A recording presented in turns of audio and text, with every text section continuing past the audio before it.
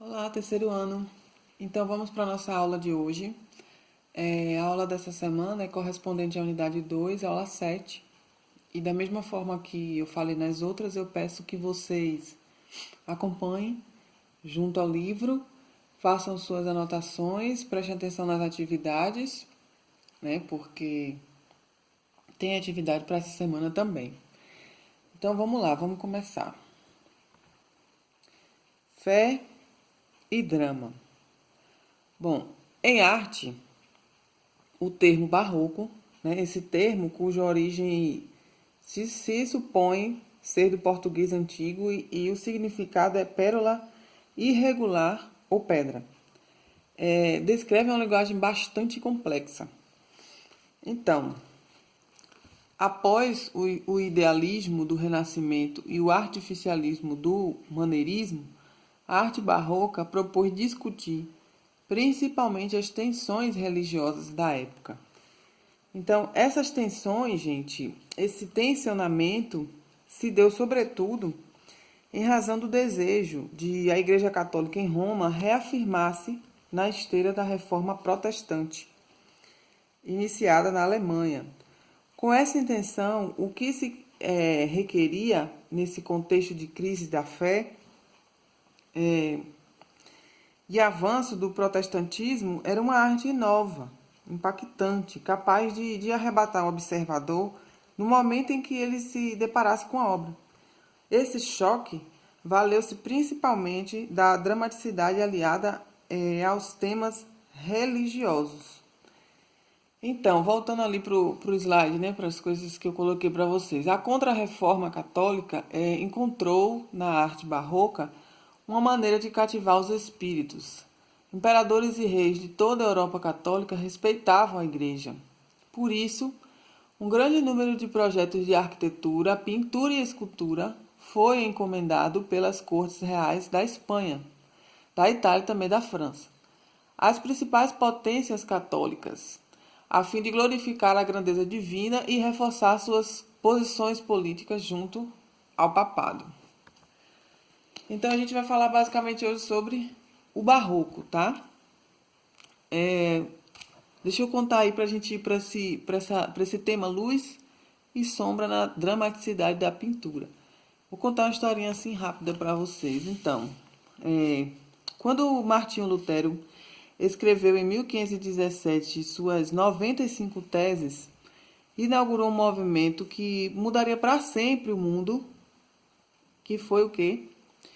A Reforma Protestante. Suas críticas à Igreja Católica e seus argumentos contra a suprema autoridade da interpretação das Escrituras e a justificação pela fé se espalharam por toda a Europa, principalmente devido à nova imprensa. Isso fez com que surgissem novos convertidos e se desse início às novas denominações protestantes. Em resposta, a Igreja Católica lançou a sua própria reforma, a sua reforma interna, tanto para tentar extinguir a corrupção quanto para definir claramente suas doutrinas. A Contra-Reforma, ela desenhada no Concílio de Trento, convocado pelo Papa Paulo III em 1545. Uma consequência menos conhecida do Concílio de Trento foi seu efeito sobre a arte. Parte do esforço da reforma da Igreja era educar os seus membros, ajudando-os a entender mais sobre sua fé. Só que essa não era uma tarefa muito fácil. Por quê? Porque naquela época, a maioria das pessoas elas eram analfabetas, né? Então, o Concílio declarou que a arte deveria ser utilizada como um recurso para explicar os dogmas profundos da fé para todos, não apenas para quem sabia ler e escrever. Para conseguir isso, a arte religiosa tinha que ser direta, emocionalmente convincente e projetada para despertar a imaginação espiritual e inspirar no espectador compaixão e piedade. O concílio ainda argumentou que um Deus de grandeza e poder deveria ser adorado em rituais, cerimônias e templos condizentes com essas qualidades divinas. A afirmação da beleza e da grandiosidade das expressões da fé, encontrou seu caminho na arte barroca. Então, aí voltando para o slide, né? Para causar esse impacto, né, que eu acabei aqui de falar para vocês, esse impacto dramático, os artistas do período usaram nas artes visuais a manipulação dos efeitos de luz e sombra para criar a ilusão do volume. Essa técnica é conhecida pela palavra italiana chiaroscuro, cujo efeito é facilitado pelo uso da tinta a óleo. Durante os séculos XV e XVI, esses artistas começaram a se valer da mistura e da fusão das cores. Como visto, essa técnica, junto ao esfumato, que a gente falou lá na aula passada, não sei se vocês lembram, mas o esfumato é aquele efeito de pintar passando gradualmente dos tons de claro para o escuro. Então, eles já eram utilizados pelos renascentistas, como Leonardo da Vinci e Donatello. Porém, essa arte barroca ela queria mais, ela exigia muito mais. E, nesse sentido, né, o extremo dessas técnicas foi alcançado nas obras de Michelangelo e Caravaggio, que um século depois exagerou nos contrastes do chiaroscuro, buscando intensa teatralidade, transformando passagens bíblicas em dramas de grande tensão. Vamos continuar. Então, as representações de santos e imagens religiosas tornaram-se componentes fundamentais nas igrejas de arquitetura barroca. Para essas representações, o recurso de trompe-l'œil é uma técnica visual que dá tridimensionalidade a um espaço bidimensional. Foi um elemento significativo da arquitetura barroca. Esse efeito ele pode ser encontrado em muitos afrescos, como na apoteose de São Francisco Xavier. Essa imagem, né, da apoteose de São Francisco Xavier está aí no livro de vocês, lá na página 57. Eu peço que vocês observem. Eita, tá cortando um pouquinho aqui, né? Peraí, deixa eu segurar. Então, tá lá na página 57, é a figura 4.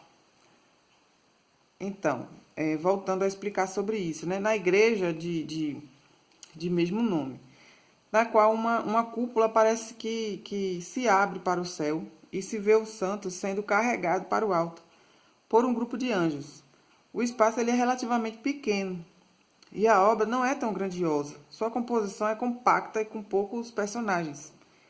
E é justamente esses elementos que imprimem força e eficácia ao seu efeito tridimensional, pelo hábil uso da perspectiva e do contraste da luz e sombra. Bom, voltando aí ao slide, né? A ilusão ela não tinha o objetivo único de decoração. Era o símbolo da visão de mundo barroco. Aquilo que se considerava realidade é, na verdade, uma ilusão.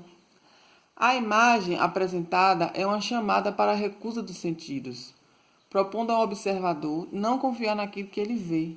Além disso, a ilusão dava uma dimensão infinita à igreja, reforçando sua imagem de uma janela para o divino. Bom, no barroco, a trompe-l'œil é uma farsa ideológica de grande importância, não apenas um recurso, mas uma ferramenta religiosa. Música, né? Vamos falar da música barroca e ópera. Bom, lá no final do século XVI, um grupo de músicos em Florença, na Itália, experimentou um novo método de compor música vocal dramática, modelando suas ideias, né, a partir dos preceitos do antigo teatro grego. E sua intenção era que essa nova música deveria ser mais direta e comunicativa para os grandes públicos do que a complexa polifonia do Renascimento que a gente falou na aula passada. Eles criaram uma única linha melódica com acompanhamento básico de cordas, inaugurando a ópera musical e marcando o início da música barroca. Bom, assim como a pintura, a música barroca tinha a intenção de imprimir dramaticidade e provocar emoções fortes nas pessoas. Os compositores do período barroco procuravam tocar emocionalmente o auditório ao criar tensão com a utilização de acordes dissonantes e de excessos de adornos e acrobacias vocais. Instrumentos brilhantes, como o trompete e o violino, também cresceram em popularidade. Então, uma curiosidade sobre a música barroca, né? Com a expulsão das mulheres dos palcos e cores, foi um decreto da igreja, né? Foi decretado pela igreja, retornaram no período barroco os castrati, que são cantores castrados antes da puberdade, para preservarem o registro de soprano ou contralto na voz. Apoiado por pulmões masculinos, essa voz era ágil e penetrante e ocupava uma posição dominante na ópera italiana. Arquitetura e escultura barrocas. Bom, a escultura barroca apresenta diferenças, dependendo do país de sua origem. Apesar dessas diferenças, podem-se identificar alguns temas da escultura barroca.